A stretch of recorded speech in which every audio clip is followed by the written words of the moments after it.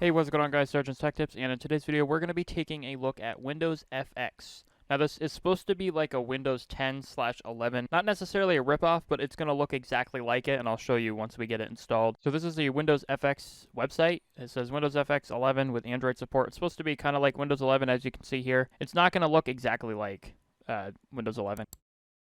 And I was going to do that. Yeah, we got people when it comes. It's not necessarily a ripoff, but it's going to look exactly like it because there are some things that just they can't copy, but it's pretty similar. We'll take a look at it. There is a free version. There's also a paid version. This is a professional version, and this is all the stuff you get. The free version, you just get this stuff. You don't get Android games or app support. We're going to be taking a look at the free version, and maybe down the road we'll take a look at the professional version. You can actually download it from this website. There will be a link in the description below if you guys want to check it out. That's not how you spell yourself. Yourself. So here are also the system requirements on this page. I'll put this in the description below as well. You also get the Windows 11 Plasma, Windows 10, and Windows 11 theme.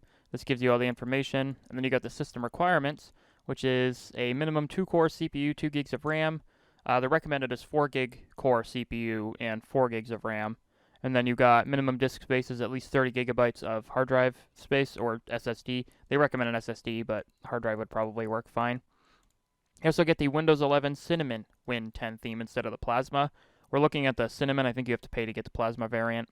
But this also runs all this stuff. And then the system requirements is 1-core CPU, 1 gigabyte of RAM. Recommended is 2-core CPU, 2 gigs of RAM. Recommended space is a 30 gigabyte hard drive or an SSD, is the same for up here. But we're going to go ahead and install this and take a look at it. So first, I need to remember how to use VMware or VirtualBox. I have not used it in a very long time. That's how you add it. So we want to do a new one. And this is going to be Windowsfx Cinnamon. I think that's how you do that. Times 64. We are going to select the ISO image. Wait, I don't know if it's going to... Yeah, it's not going to find it, so we are going to have to do it. I think we'll probably just do Ubuntu. Well, we'll do other Linux 64-bit, because I'm not actually sure.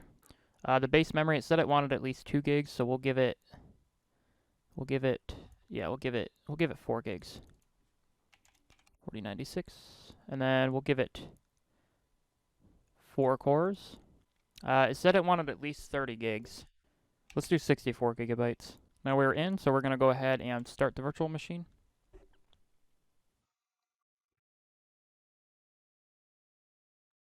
I should already be zoomed in, but... Next. Yes, New York is fine. That's fine. We're just going to erase disk. That way it's just going to take up that whole 64 gigabytes. I'm going to do SargeantsTechTips, as always. That's fine, that's fine. Password is going to be root, as always. We'll do login automatically. Next. That's fine. Install. Install now. But I'm going to go ahead and let this install, and we'll be back.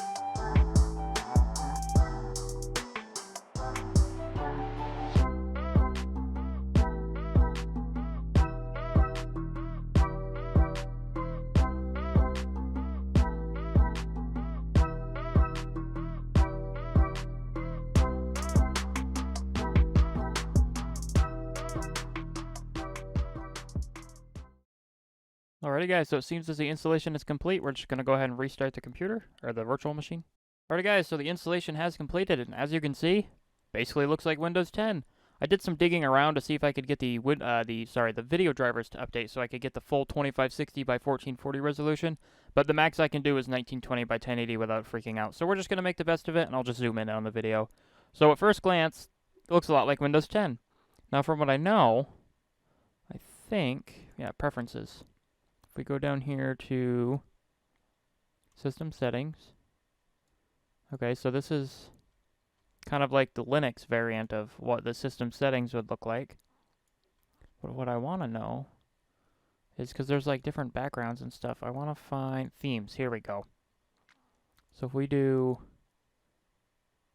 Okay, so you can't do the Windows 11 variant just because I haven't paid for it, which is fine. We can always take a look at that at some other time. But I am going to do a dark mode. Because yes, and we'll leave it to the Linux F10. We'll do a black cursor, because why not? But yeah, we got Cinnamon, which is kind of like just a Cinnamon variant. And then this is Linux FX, or 10 dark, and that's light. So we'll do the dark. I don't think you can get the Windows 11 variant for the theme unless you pay for the operating system, which is fine. I mean, it's fair. So let's go ahead and close out of that. Okay. I guess we're not going to close out of that. Oh, yeah, I know it's not responding. Just force quit. I don't know if this is in beta or not. You get a little... So down here you can lock screen, switch user, guest, session, log off, and all this other fun stuff like shut down and restart, which is cool. Now what does calendar look like? Okay, so it looks like a calendar. You also have your English. I don't know what this is. AnyDesk, and then you got your weather and your CPU usage, I'm going to assume. Yeah, CPU usage. Okay, so I finally found it. I actually don't know why I couldn't find it originally, because I looked everywhere for this settings thing. But if you actually look at it, it looks like the Windows 10 variant. I don't have Windows 10, so I can't show you what it looks like. It kind of looks like the Windows 11 variant as well in different ways, so we can kind of see what they look like together side by side. But this is kind of what you get. You get a Windows-looking settings like program, I guess you could say, or settings environment. Obviously, you got Linux FX is not activated, and if we go to About, you can see it's the free version. Yeah, see, they're copying Windows 11, because if we go... I know it's supposed to be copying Windows 11, but... or Windows 10 and 11, but if we go to System and About on my computer, you can kind of see the resemblance. I didn't realize how, like, close that was. We obviously don't have, like... Oh, God, they do have BitLocker on here. Oh, no. But they have, like, product activation, remote desktop, device manager. Pretty similar. It's not, like, amazingly similar, but it's pretty similar. It just doesn't have that little side window. This is just the device manager. I mean, I honestly like it. I feel like if someone were to have been really used to Windows and they wanted to try out Linux, this would be a great alternative. And, I mean, unfortunately, you do have to pay for it, but it's not that much. And you're supporting the developers while you buy it, so... Honestly, it's really cool. You can rename it. You can see your settings. You get your specs up here. What are we doing? No, I don't want to enter a product key. You also have a notifications panel down here, which is interesting. It goes away once you're done. So under System, we got Display, which just brings you to the Linux display. We're not going to bother looking at that because you've already seen it. I mean, if you're interested, this is what it looks like. I already tried going to 1440p. It won't work. It just doesn't work. Sound. This is also like the Linux. So we're not going to look at everything in this video just because we've already looked at this on the channel. If you guys are new, then I can start looking at everything in every video, but I'd rather just look at stuff we haven't looked at yet. Because I know there's different programs and stuff on here. I wish I could look at the Android applications, but I don't have a copy of this, so I can't. We got notifications. That's basically just notifications. We got on-off, so we can just turn it on and off. It's a weird way of... Yeah, sometimes the scroll wheel doesn't work either.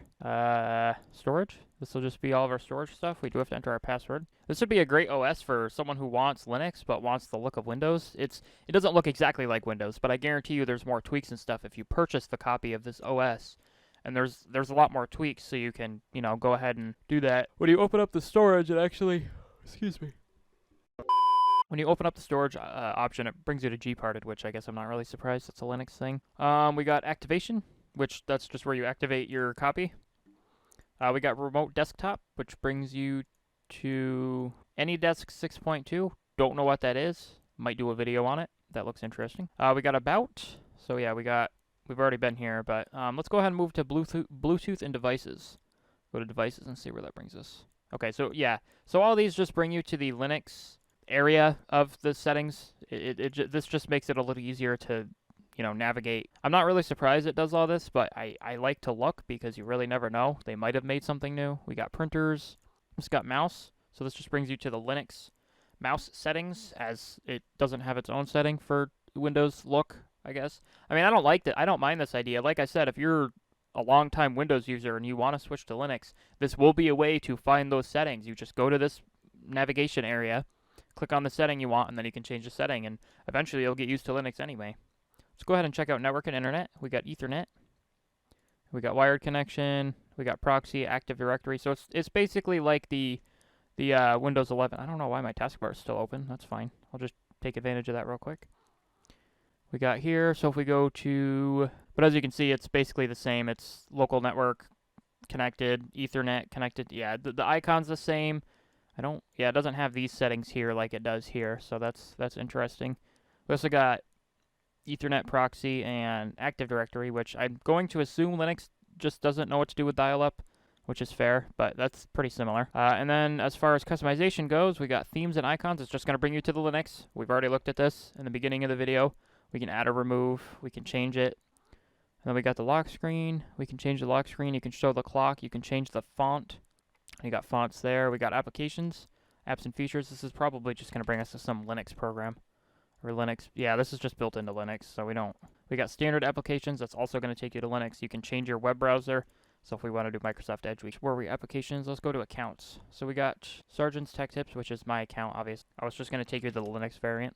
Yeah, it's just going to take you to the Linux variant. And the Linux variant of the settings is still in the operating system, which is nice, because if you are a Linux user and you like this, then you don't have to use the Windows variant. We got games, so we can set up an Xbox controller, which, oh, okay. So you can basically map out the controller to your liking. You don't have to use the regular the layout. Generic control. Okay, so if you plug in other controllers. We got the update. This is what I was looking at earlier. I was kind of hoping it would kind of do its update, because if we look at Windows 11, here, as you can see, the icon is the same.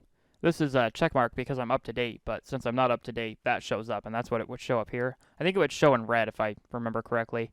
But you also got these settings here. You got pause, updates, update history, advanced options, which that's what's replacing that, and then Windows Insider. I'm honestly surprised it's this close. Like, they're playing with fire here. I'm surprised Microsoft doesn't sue them or whatever. But we got Linux, FX, and then you can see it's basically, they did their own Insider program, so it's basically that. And then if you actually click check for updates, it's just going to bring you to the Linux variant of updating. We also got Archive Manager, which we've seen. I'm sure you've all seen Audacity. I have this installed on my computer. It's a great program. We got Backgrounds, which we've looked at. We've got Backup. Create my first backup. So you can just make the section of it and you just forward. Oh, you can local folder. Oh, okay, so it's just a backup program. That's pretty neat, actually. You got Bluetooth Manager, Baricerio, which is create and copy CDs and DVDs. Okay, so it's just a DVD program. We also got Calculator, which we do need to look at. Oh, this looks different. I think from our last video, it looks different. Celluloid, play movies and videos. Oh, okay, it's just a video player. So we got color, which changes the color. We got date and time, desklets. We got the desktop, which this is just going to manage your desktop icons. We got document scanner, document viewer. We're not going to take a look at those because those are pretty self-explanatory. We got effects. We can change the effects in the operating system. So you can turn off the effects. So like session startup animation or window effects, you can turn off and they'll just close instantly instead of turning them on. Okay, that doesn't really make a difference, but that's what that does. We also got extensions, so we can manage our Cinnamon extensions, which we don't have any at the moment. We got extensions, files, which is going to be our file explorer, which we have not looked at yet. So it's using this file explorer called Nemo. Nemo lets you organize files and folders both on your computer and online, which is interesting. We also got firewall configuration, and as you can see, a lot of these icons are taken from Windows 10 on up. I'm pretty sure. It could be from Windows 7 too, but that looks like a Windows 10 icon. Gambas 3? This is a programming tool. Sure, save it. Okay, well, I don't want to do a name, but that's a programming tool. We got Gnote, which is a noting program. We got GNU Image Manipulation Program, which is called GIMP. G-I-M-P. GIMP. Yeah, see? But yeah, this is GIMP. This is a great program. I don't use it. I use Paint.net, but GIMP is another great alternative. We also got Gparted, which we've looked at. We've got Graphics Tablet. Helloa? Oh, that's their Cortana ripoff. Okay, that was a Magic. Display and edit image files. We got Inkscape, input method, all this KDE stuff we're not going to bother with. Kodi, that's an interesting way. That's just a media program. Oh, sure. So it does have Kodi, which is actually really cool because Kodi is a great program. We have K-Wallet Manager. We've already looked at that. We have languages. Windowsfx Device Manager, which we were looking at. We got Linux Power Off. I bet if I click that, it'll power it off. We got Windowsfx Register, so we can register the OS, I guess. Okay, so that's what you're looking for. So if you do have this OS, I don't know why I couldn't find it. Guess I'm just blind. But if you're looking for it, I think it's under Preferences. I don't actually know where it is. That's probably why I couldn't find it, because I couldn't find it in here. But if you go to All Applications, or you can just type in Linux FX, and then you'll see the control panel icon. Click that, and it'll bring you to the Linux FX settings. We already looked at that. Magnus, a very simple screen magnifier. I'm not going to look at it. It's basically the same thing. We do have some Microsoft programs. I don't know if they work. Okay, it just takes you to the website, so we're not even going to bother with those. But so we got the Microsoft PowerShell. Oh, it's just a terminal. We got Microsoft Word. We got Midnight Commander. It's a file manager. Let's actually take a look at this. Oh. We got mouse and touchpad, network. We got notifications, notification preferences. OBS Studio is pre-installed. Interesting. This is 27.2.3, and we're on 29.02. So we're not too far behind from this variant, which is actually really cool that OBS comes pre-installed. Oh yeah, so this is something I did want to take a look at. Obviously, we got OneDrive, but we have online accounts. Now this is only Office, which I think is supposed to be I don't know if it's going to be OpenOffice or LibreOffice, but we're going to actually go to the center and see where it brings us. Oh, so it's an actual program. Okay. Only Office, desktop editors, licensed under GNU. I might switch to this instead of Microsoft Office because it's free, I bet. Obviously, you got all the only Office programs. We also got Panel, which just changes your panel settings, which is this. We got Play on Linux front-end application for the Wine. And I believe this allows you to run a Windows program, if I remember correctly. We got software and updates, which just brings you to the updates. Sound recorder, startup applications. So you got two separate ones. You got one for Cinnamon and GNOME sessions, or settings. We also got Steam, startup disk creator, so you can make up another installation of it.